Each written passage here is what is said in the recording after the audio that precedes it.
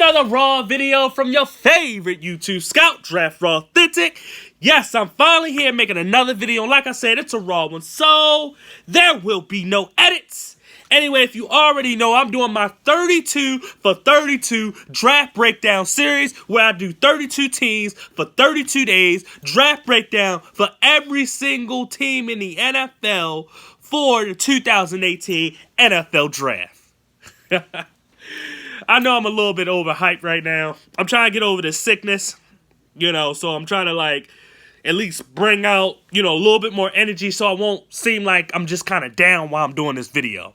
But anyway, like I said, this is the 32 for 32 series, and right now I'm on the West Coast, specifically the NFC West. I've already done the AFC West, and if you're seeing this video, I've already done the AFC and NFC North. So check those videos out.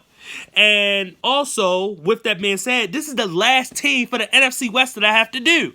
I've already done the Arizona Cardinals and the Rams and the 49ers, and now I'm on the Seattle Seahawks. So you know what? Let's just get it in. In the first round, the first pick, Seattle chose Rashad Penny. Rashad Penny, honestly, I actually told a lot of people this.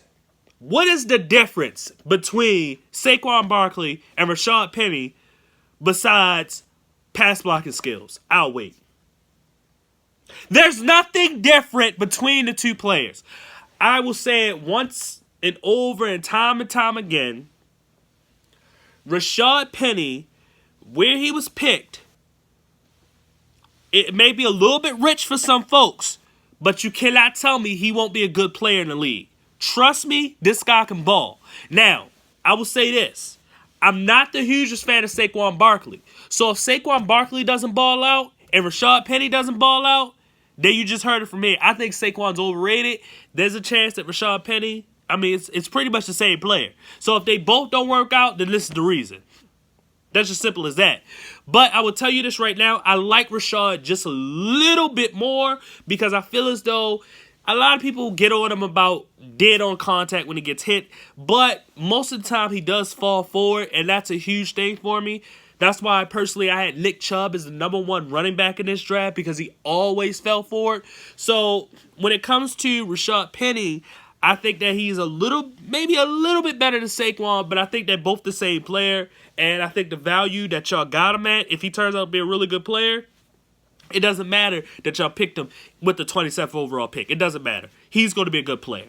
So now their second pick, which was in the third round, they picked Rasheem Green, defensive end, USC. Not a big fan at all. Saw the guy get pushed around too much. Saw the guy kind of, I guess, be out of position. I didn't know if he was a defensive end, a defensive tackle. Can't really tell.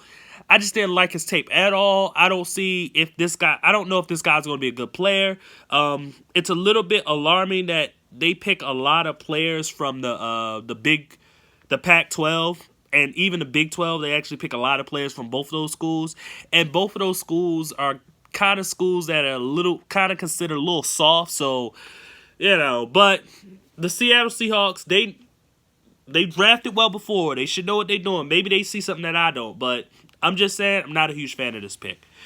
In the fourth round, they chose Will Disley, tight end from Washington. Another player that it was one of those situations where I actually didn't get to watch him. And I think when I went to look for his tape, it wasn't there or something like that. I couldn't watch his tape. So I'm sorry, I can't really give an opinion on him. I could probably watch it now, and I probably should have done that before I made this video, but I'm all prospect out. I watch so many different prospects. I don't want to watch anymore, so I'm sorry I can't give you anything else, but I won't give you an opinion for somebody else on my videos because I don't want to make it like, oh, but you said this about this player, but then I'll be like, dang, I should never said that because it's not my opinion. So anyway, I'm going to just skip that name and I'm going to go to that next pick, and that next pick is a pick I like. I'm going to just say this. If it wasn't for this dude having one hand, he is the best linebacker in this draft, and that is Shaquem Griffin. The hype that this guy is getting is well-deserved. It's not like because he just has one hand. The guy's actually good. If he had one hand and was terrible, then it would be like a good, good little story, whatever. But this dude can ball.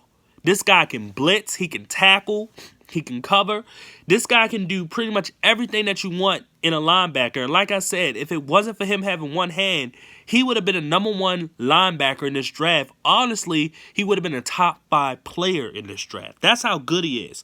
You talk about just natural, just everything. And even with the instincts, this dude can ball out. So, Seahawks, you got a great player in Shaquem Griffin, and he's going to be a baller. So then, in the next pick in the 5th round, they picked up Trey Flowers. This is another guy that I watched where I was just kind of like, nothing really stood out. A lot of the safeties that came out this year were kind of average. It wasn't like the safety class of 2 years ago and last year. It was just average safeties, which would probably be expected because the last 2 years have been pretty darn good. So that's all I can say about him. Once again, I do not study long snappers, kickers, punters, or fullbacks. So that next pick, Michael Dixon from Texas. The next pick after that, Jamarco Jones, offensive tackle, Ohio State. He